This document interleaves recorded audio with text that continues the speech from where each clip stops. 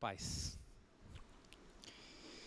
Eu vou ler uma passagem e a gente vai orar. Se você quiser abrir, 1 Coríntios 2, versículo 2.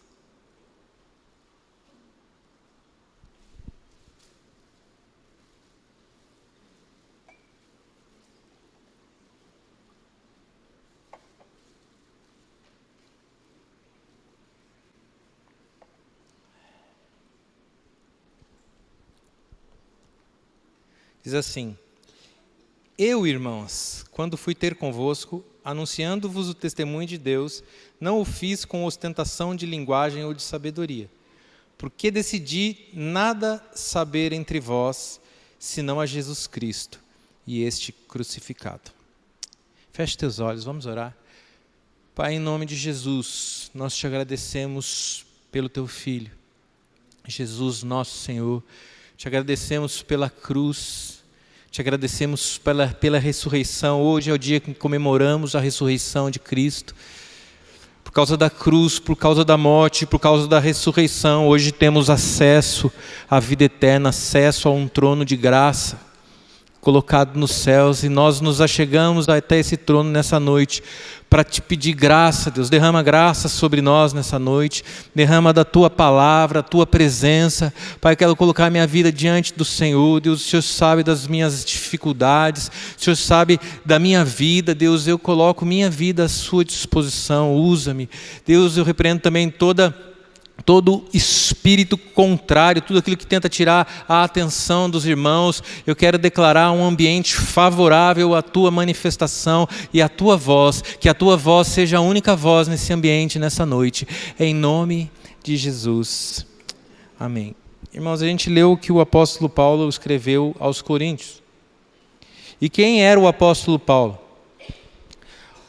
O apóstolo Paulo, irmãos, se existe alguém erudito, alguém inteligente, alguém cheio de qualificações, esse alguém naquela época era o apóstolo Paulo. Muito melhor em requisitos humanos, em sabedoria humana, do que todos os outros apóstolos, provavelmente. Né?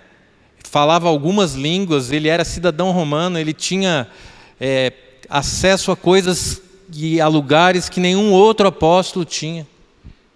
Eu vou ler dois textos para vocês, não precisa abrir. O primeiro está em Atos 22, versículo 3. É Paulo falando sobre ele. A Bruna vai colocar ali para a gente, né, Bruna? Eu vou lendo já, irmãos. Diz assim: Quanto a mim, Paulo, sou judeu, nascido em Tarso da Sicília, e nesta cidade criado aos pés de Gamaliel, instruído conforme a verdade da lei de nossos pais, zeloso de Deus, como todos vós hoje sois. Então ele foi ensinado por Gamaliel, alguém de alto gabarito, sábio ao extremo. Outro texto está lá em Filipenses 3, de 4 a 6, é bem conhecido esse. Ele falando a respeito dele. Bem que eu poderia confiar também na carne. Se qualquer outro pensa que pode confiar na carne, eu ainda mais.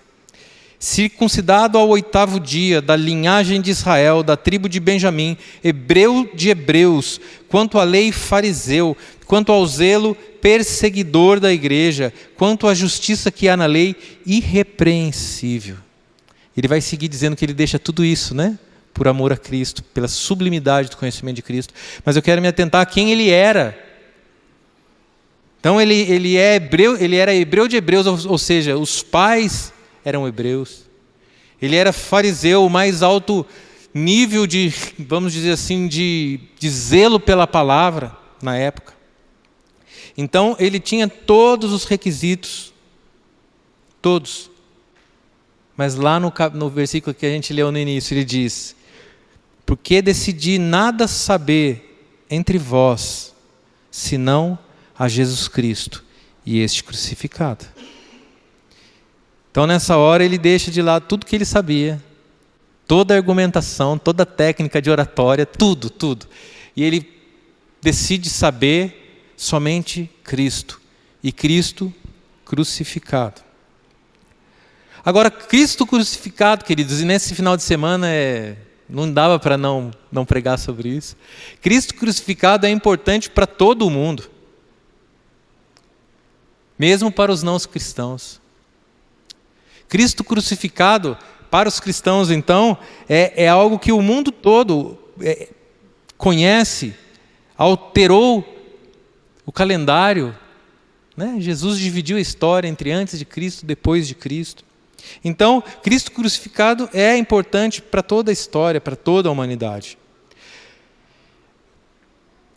Mas eu tenho aprendido que a gente só desfruta daquilo que nós entendemos e daquilo que nós contemplamos do Senhor. Porque para muitos Cristo continua crucificado. Para alguns ele continua preso. Então, nós só vamos desfrutar de Cristo da maneira como nós o enxergarmos. Paulo falou: quero saber de Cristo crucificado. Interessante isso, né? Para você, para mim, importa o Cristo crucificado.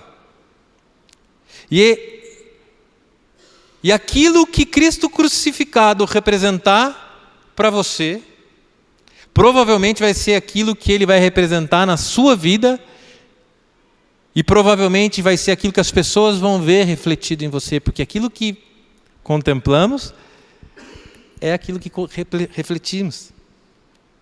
Amém? 2 Coríntios 3,18. Então a medida da contemplação é a medida do reflexo. Quanto mais você contempla Cristo, mais Cristo você reflete. E eu queria nessa noite passear por alguns tipos de visões do Cristo crucificado.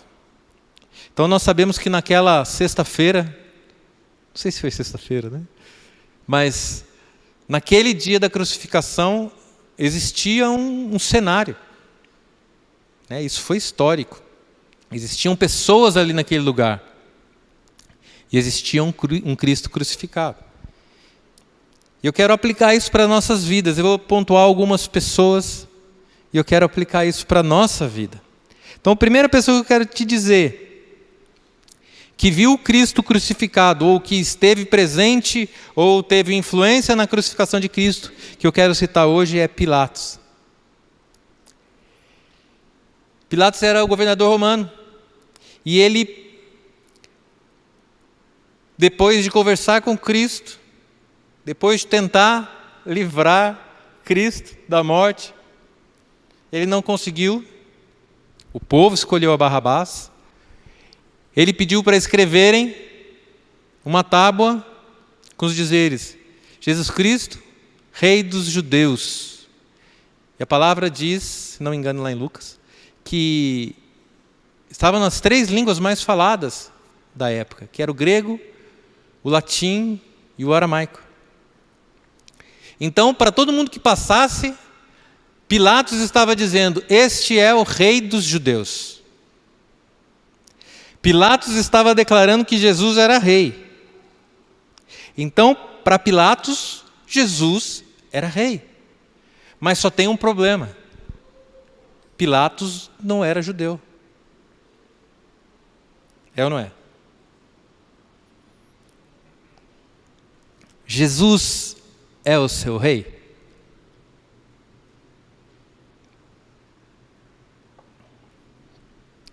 Eu quero que você pense comigo.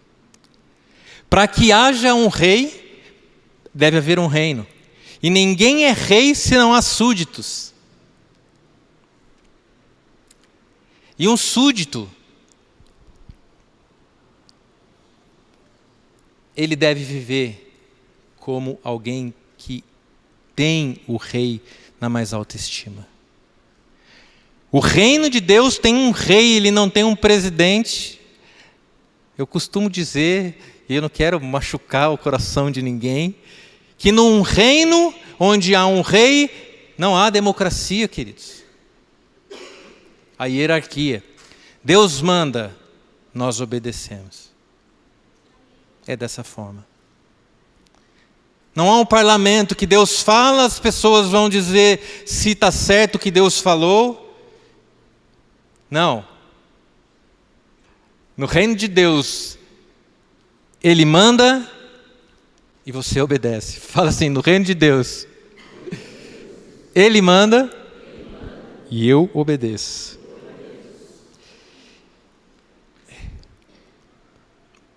Isso é importante, queridos. Porque há sofismas no nosso meio.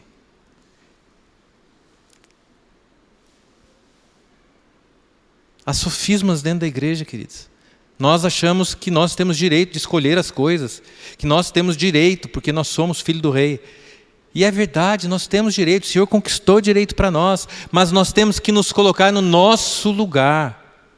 Não te dá o direito, porque existe um trono da graça, não te dá o direito de você entrar chutando a porta e falando assim, eu quero tal coisa. Não te dá o direito de ser irreverente com o rei. Então, Pilatos via Jesus como rei, mas ele não era judeu. E o que Pilatos significa? Pilatos significa aquele que tem simpatia por Jesus. Pilatos teve simpatia por Jesus. Sabe? Ele achou Jesus legal. Não viu mal em Jesus, nenhum. Pilatos achou Jesus um bom homem.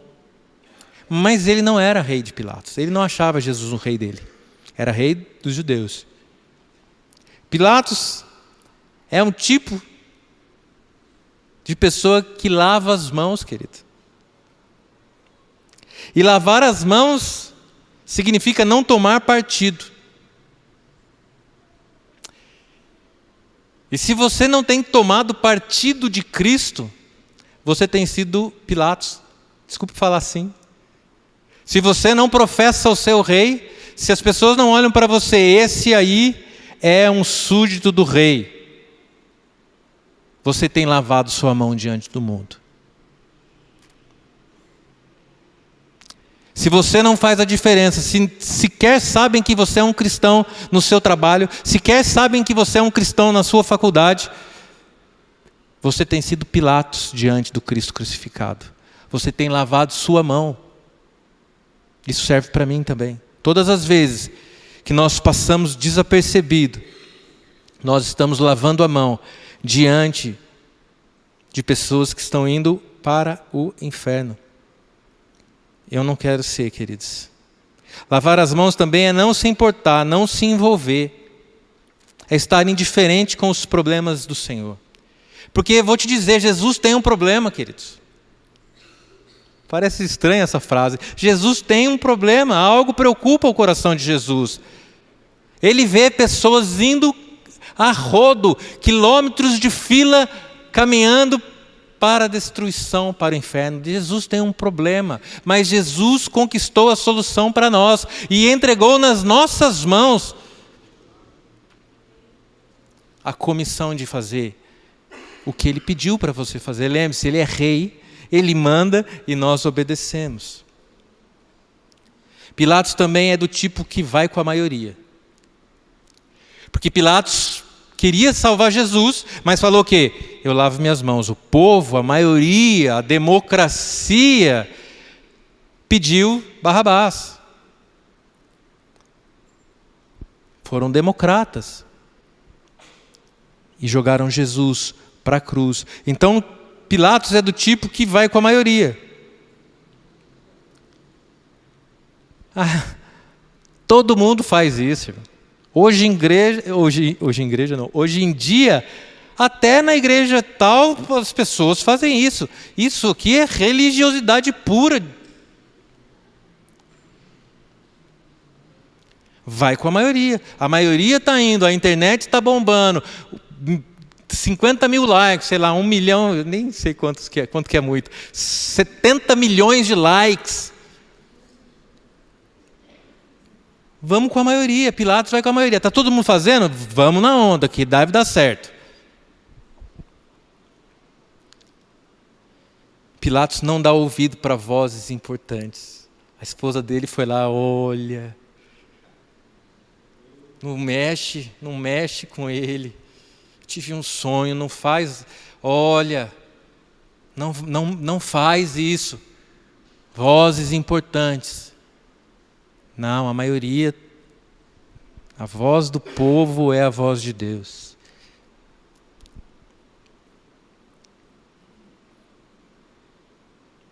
Eu quero te perguntar, quem tem sido multidão na sua vida? Porque a multidão está aí. A TV tem sido multidão na sua vida? Os padrões das novelas, seriados e afins têm sido os padrões de Instagram, a gente sempre fala disso, né, irmãos? De Facebook, de mulheres e homens de Deus, tem sido padrão e multidão na sua vida? Algum ministério, algum pastor famoso, algum pastor que você gosta, ou o seu próprio umbigo talvez está sendo multidão. Você ouve o seu próprio umbigo, você só quer saber daquilo que te interessa.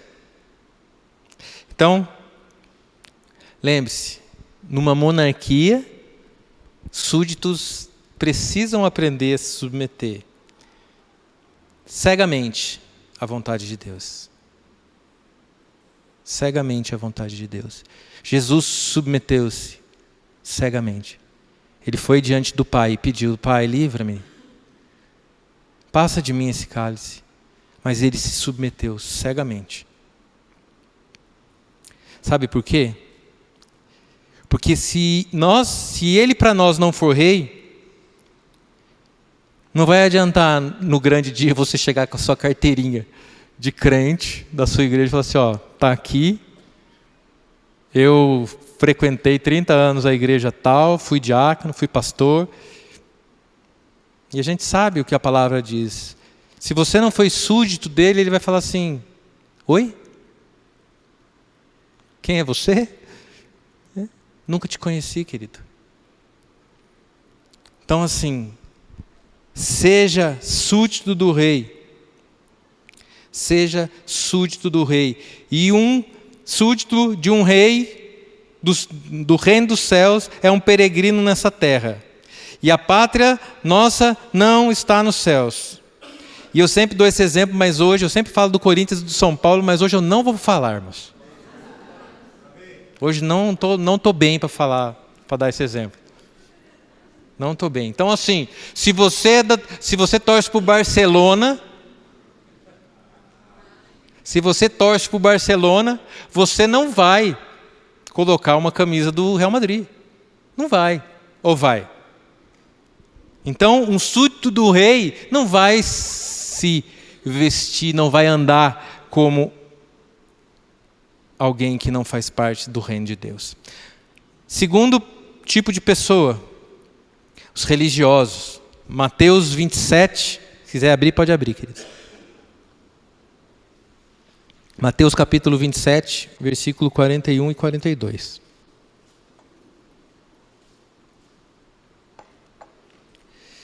Está escrito assim: de igual modo, lembra-se que é a crucificação de Cristo. De igual modo, os principais sacerdotes, com os escribas e os anciãos, escarnecendo, diziam: salvou os outros, a si mesmo não pode salvar-se. É rei de Israel. Desça da cruz e creremos nele.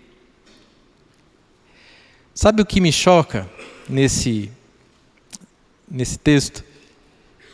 É que esses religiosos, e normalmente os religiosos mais difíceis, e a maioria dos religiosos são cristãos maduros.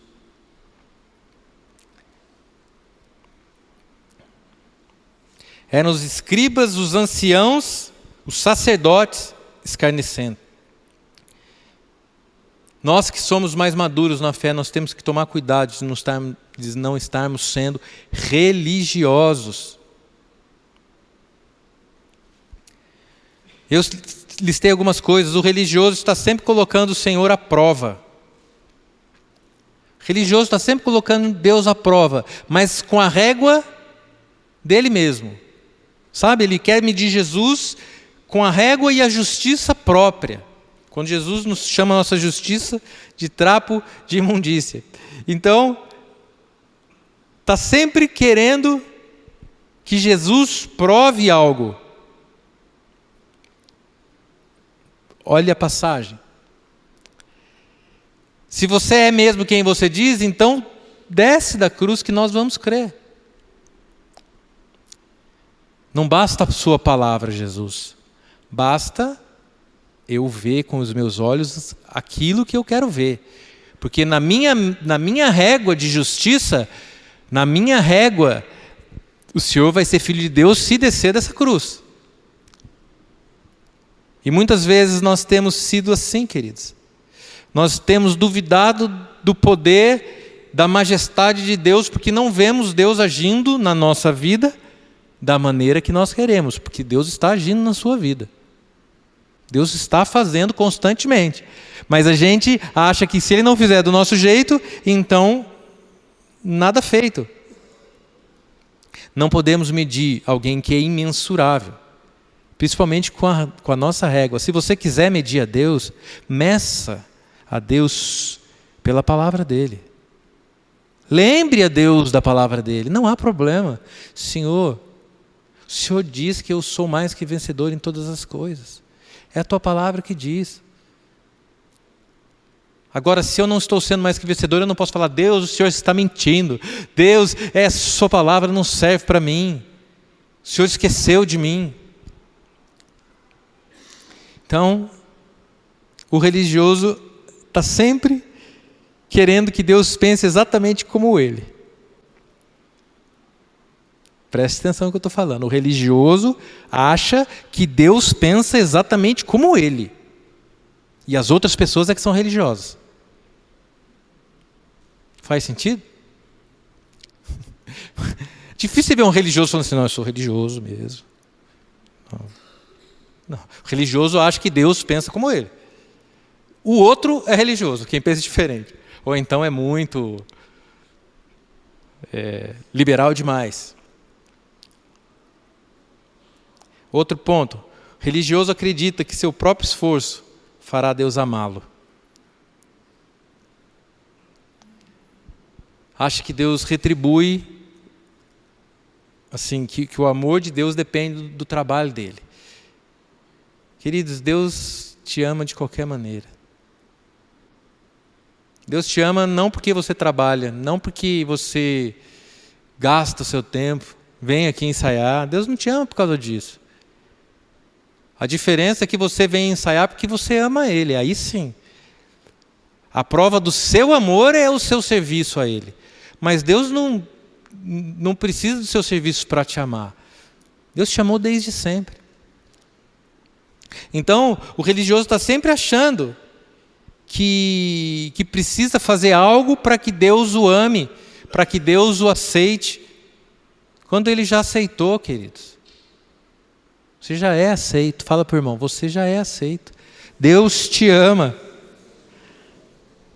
Passagem conhecida também que eu deveria saber de cor, até peço perdão, o pastor Marcelo sempre recita ela de cor. Porque eu estou bem certo que nem a morte, nem a vida, nem os anjos, nem os principados, nem as coisas do presente, nem do porvir, nem os poderes, nem a altura, nem a profundidade, nem qualquer outra criatura poderá separar-nos do amor de Deus que está em Cristo Jesus, nosso Senhor. Então o que você faz ou deixa de fazer, queridos, não vai fazer com que Deus te ame mais ou menos. Só vai mostrar para Ele o quanto você ama. Então faça, queridos. Gaste sua vida. Vamos fazer o que a gente canta? Gastarei minha vida aos teus pés. Gaste sua vida servindo ao Senhor. Não vou prometer que eu vou acabar rápido, porque da última vez eu falei, não, hoje vai ser rápido e não foi. Mas está parecendo que eu vou acabar antes hoje, irmãos. Terceiro tipo de visão que tivemos ali na cruz é a respeito dos soldados. Abre comigo João 19.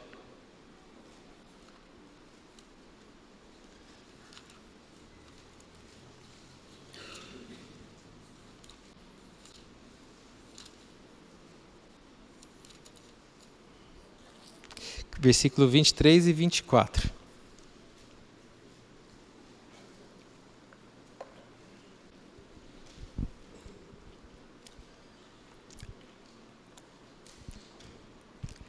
A palavra de Deus diz assim, ó: os soldados, pois, quando crucificaram Jesus, tomaram-lhe as vestes e fizeram 4 partes, para cada soldado uma parte, e pegaram também a túnica. A túnica, porém, era sem costura, toda tecida de alto a baixo. Disseram, pois, uns aos outros: não a rasguemos, mas lancemos sortes sobre ela para ver a quem caberá. Para se cumprir a escritura, repartiram entre si as minhas vestes e sobre a minha túnica lançaram sortes. Assim, pois, o fizeram os soldados.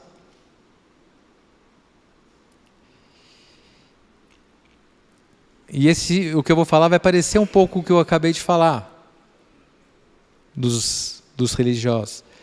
Mas os soldados, queridos, para os soldados, a única coisa que importava de Jesus naquela época, naquela hora, era o que Jesus podia dar para eles. Eu imagino Jesus ali. Ele devia estar muito machucado.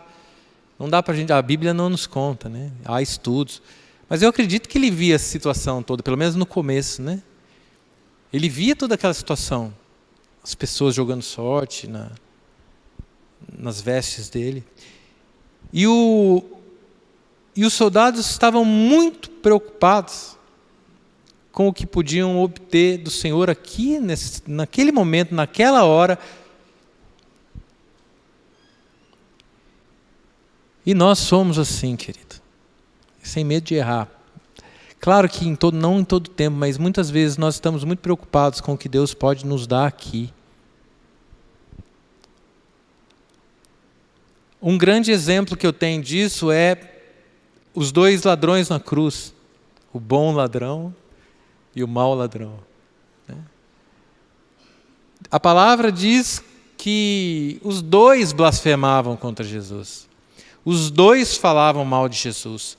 Os 2 criticavam Jesus.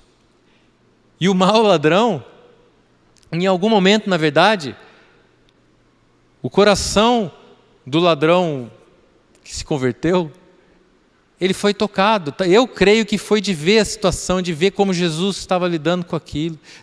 A palavra não fala se eles tiveram um diálogo antes, mas enfim, em algum momento, aquele ladrão, ele se quebrantou diante do Senhor.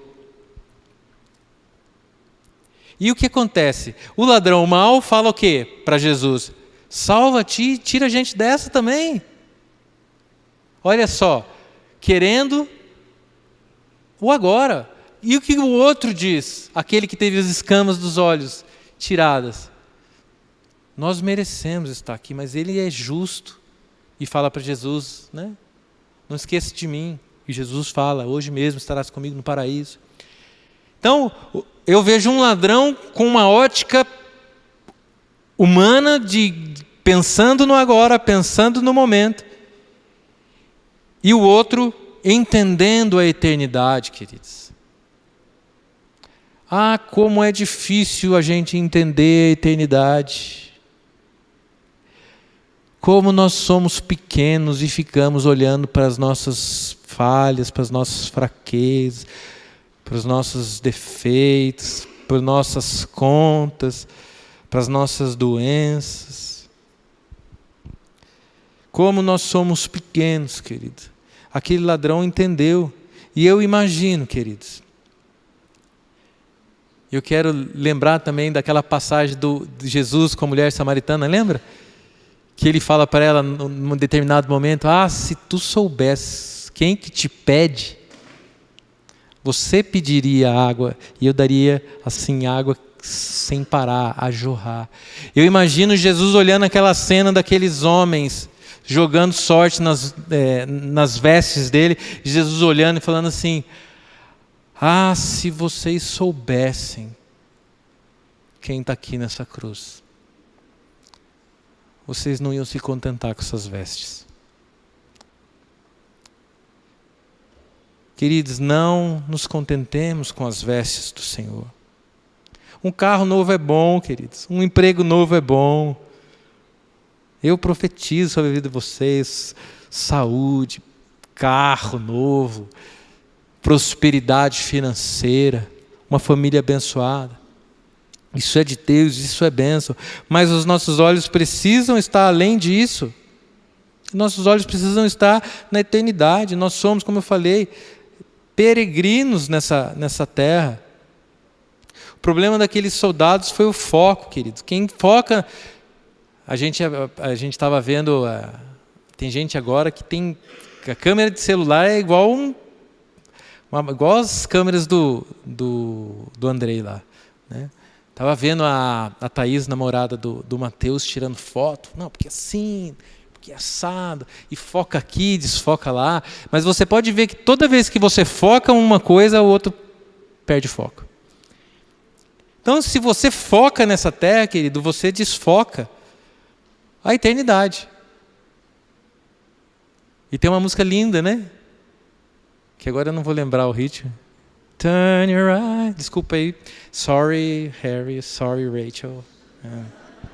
Turn your eyes upon Jesus. Assim, volte seus olhos para Jesus, né? E todas as outras coisas vão perder o valor.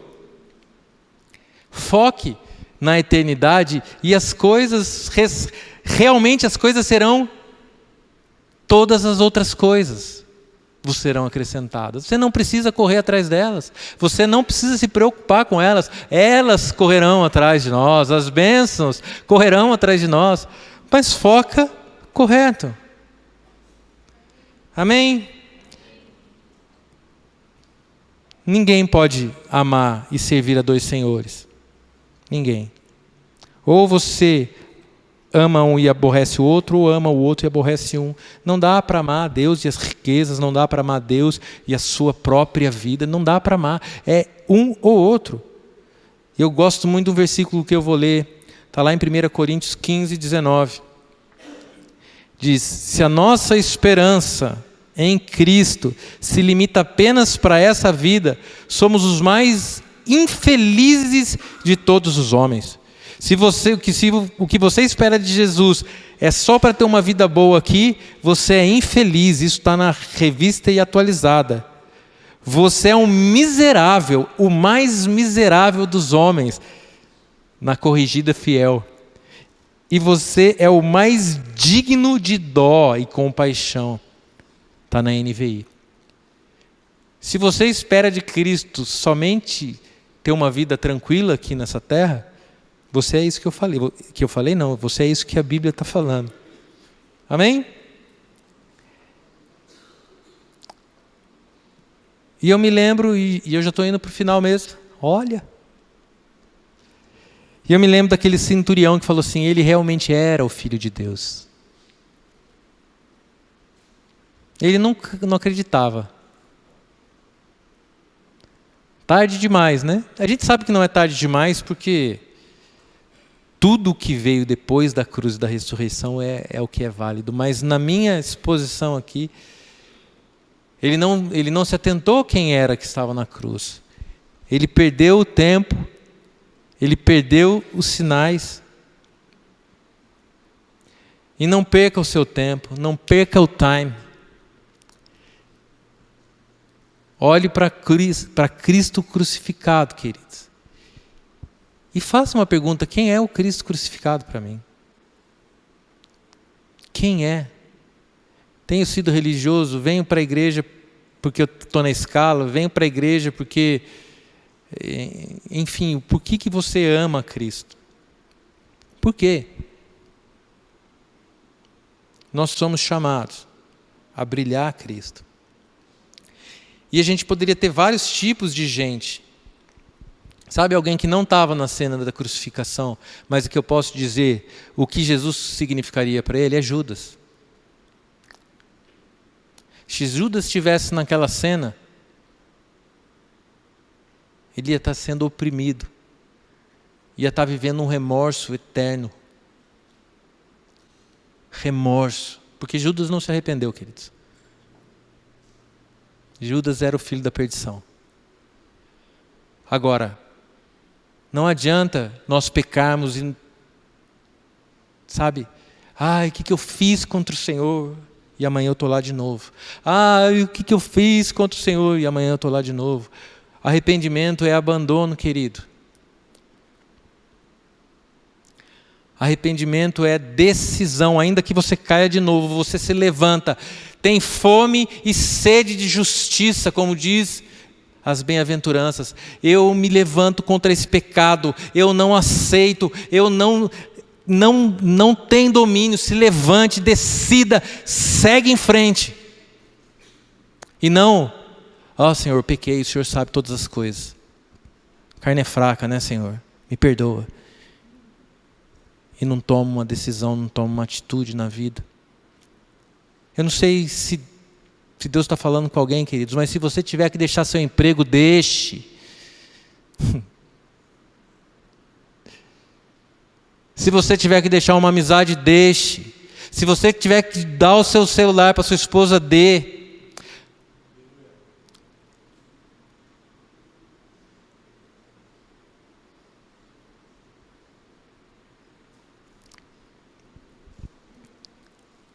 Tinha outra pessoa que olhava para Jesus. O diabo. O diabo olhava para Jesus naquela cruz. E o diabo sabia. Esse é o Cordeiro de Deus. Esse é o Leão de Judá, o único digno de abrir o selo, de quebrar os selos e abrir o livro. Ele é o único que pode. Queridos, você acha que você é tentado? A sua tentação perto da tentação de Jesus não é nada. Eu tenho para mim, isso não é doutrina. Por favor. Agora a gente está conversando. Tá? Tira isso do vídeo. Estou brincando, André, estou brincando. Eu estava comentando até com a Adri. Quando a palavra diz, na verdade quando Paulo diz, ou o autor de Hebreus agora, eu não me lembro. Na luta contra o pecado, é o autor de Hebreus, na luta contra o pecado não chegasse a ponto de sangue. Eu vou te dizer que eu nunca imaginei, ponto de sangue, né? E eu estava meditando sobre isso, e eu acho que naquele jardim Jesus suou sangue, queridos. Porque ele estava lutando contra o pecado. Jesus queria pecar, queridos. A carne dele, não é que Jesus queria pecar, a carne dele estava levando Jesus a pecar. Ele, Senhor, afasta de mim. Foi uma luta contra o não pecar. Eu não posso pecar. E eu creio que Jesus chegou a ponto de sangue, queridos, na luta contra o pecado. Então o diabo olhava aquele homem na cruz e ele sabia, estou na água. Ou estou no fogo, né? Estou na água não, estou no fogo. Porque ele via que ali estava o Cordeiro. Ali estava o Leão de Judá, o único digno. E por fim, havia também outros olhos naquela cruz. E eu me lembro daquela música. Mas havia uma coisa que os olhos dos soldados não podiam ver. Atrás daquela terrível provação. Isso faz parte de uma cantata, tá? Estou recitando uma cantata, Viva Está. Alguém estava lá assistindo tudo. Deus Pai estava olhando Jesus naquela cruz, querido.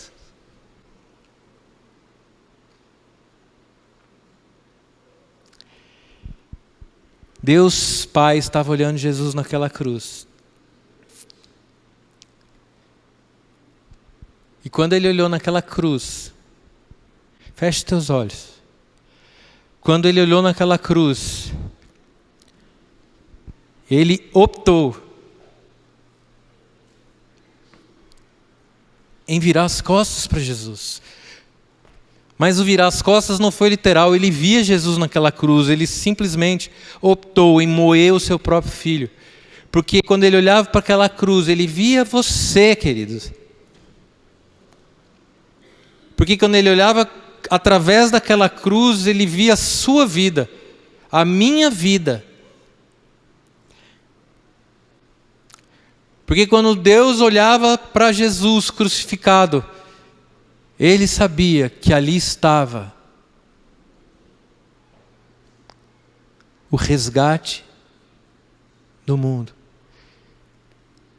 Quando Deus olhava Jesus na cruz, Ele olhava para você e falava assim: reis e sacerdotes. Reis e sacerdotes. Ele não olhava para você e dizia: fracassados, tristes, oprimidos, deprimidos, miseráveis. Ele olhava para a cruz e via: mais que vencedores. Fruto do penoso trabalho do meu filho.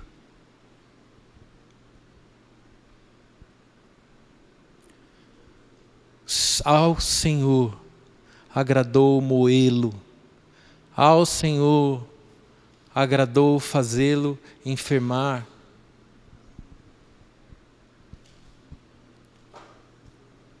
Queridos, nessa noite, queria que nós meditássemos na Páscoa. Como o pastor Marcelo falou, o Senhor falou conosco. Se pudéssemos, e é o que o apóstolo Paulo falava, que a vontade dele está em Filipenses também, 3. Era o conhecer e o poder da ressurreição. Deus, quando olhava Jesus, Ele não olhava Jesus morrendo, Ele olhava Jesus ressuscitando.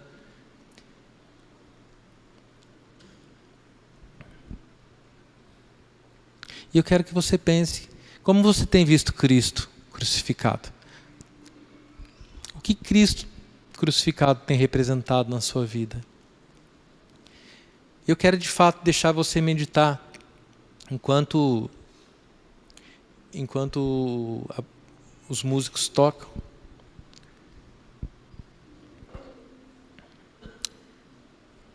Eu queria que você tivesse um tempo para meditar.